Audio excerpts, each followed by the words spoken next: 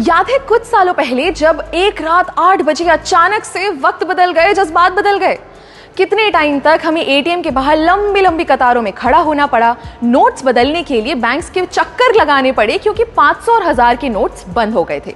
अब उस समय की परेशानी को आप और मैं बहुत अच्छे से जानते हैं और जाहिर है कि तब से हम हर तरीका आजमाते हैं कि उस सिचुएशन में वापस ना जाना पड़े। मगर अगर उस समय हम ब्लॉकचेन टेक्नोलॉजी यूज कर रहे होते तो शायद उतना नुकसान नहीं सहना पड़ता। नमस्कार, स्वागत है आपका जी के डिजिटल शो पर। मैं हूं पलक यादव और आज हम बात करेंगे क्रिप्टो करेंसी के एक बहुत अहम पहलू पर जिसका नाम है ब्लॉकचेन।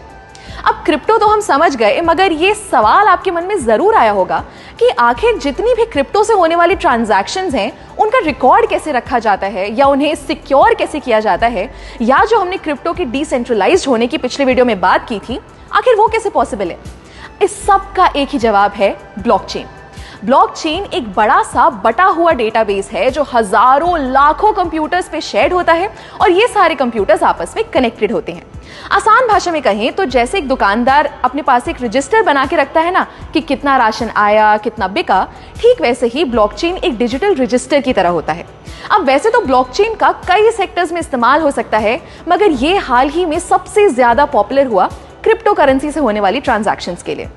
वैसे तो ब्लॉकचेन एक एक्सपेरिमेंट के तौर पर 1991 में आया था, मगर इसका इस्तेमाल शुरू हुआ 2009 में जब बिटकॉइन आया। जी हाँ, कुछ सुना सुना लगा।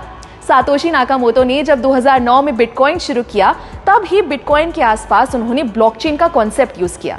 चलिए इसको जरा ऐसे समझते हैं। फर्ज कीजिए आपने बिटकॉइन से कुछ खरीदा या बिटकॉइन खरीदा, तो ये जो ट्रांजैक्शन हुई, ये इंफॉर्मेशन एक ब्लॉक के फॉर्म में बन के सेव हो गई। फिर आपने उस बिटकॉइन को बेचा तो फिर से एक ब्लॉक बन गया। अब ऐसे ही आप जितनी बार ट्रांजैक्शंस करेंगे तो उसका एक ब्लॉक बनता जाएगा और वो सारे ब्लॉक्स एक चेन से जुड़ते जाएंगे, इसलिए इसका नाम है ब्लॉकचेन। सिंपल। मगर ये हमारे ट्रांजैक्शन यानी लेन देन के डेटा को सेव कैसे रखता है?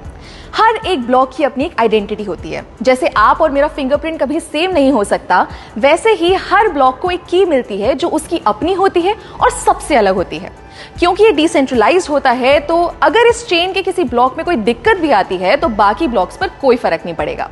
ब्लॉकचेन एक ऐसा सिस्टम है जिसे हैक करना, हटाना या चेंज करना लगभग नामुमकिन है। दोस्तों, मानो या ना मानो, ब्लॉकचेन का फ्यूचर बहुत बड़ा है और इसका इस्तेमाल लगभग हर जगह शुरू होने का टाइम दूर नहीं है, क्योंकि इसके बहुत से फायदे हैं। जैसे नंबर 1, क्योंकि डिस्ट्रीब्यूटेड है और इसमें स्टोर्ड जानकारी किसी लाइब्रेरी या सरकारी दफ्तर की तरह एक जगह नहीं रखी जाती।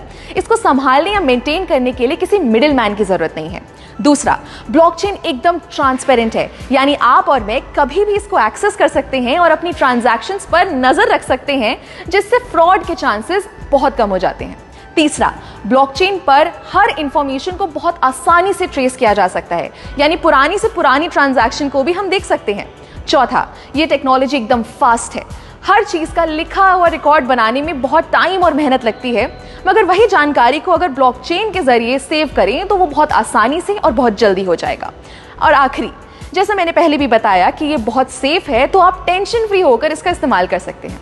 क्या आपको पता है, बहुत से भारतीय बैंक्स ने इस ब्लॉकचेन टेक्नोलॉजी को ऑलरेडी यूज करना शुरू कर दिया है, जैसे ई-केवाईसी के लिए, ई सिग्नेचर के जरिए ऑनलाइन डॉक्यूमेंट्स या कागजात वेरीफाई करने के लिए, कमर्शियल लेटर्स बनाने के लिए इत्यादि। हमारी प्लानिंग कमीशन यानी नीति आयोग ने भी ब्लॉकचेन पर व्हाइट पेपर पब्लिश कर दिया है, जिसमें ई गवर्नेंस को लेकर इसके इस्तेमाल की बात की गई है।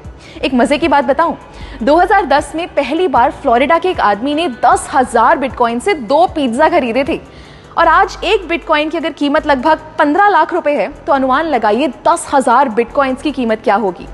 ऐसे ही आपको क्रिप्टो की दुनिया की मजेदार बातें बताते रहेंगे, सो स्टे ट्यून्ड और देखते रहिए जी डिजिटल।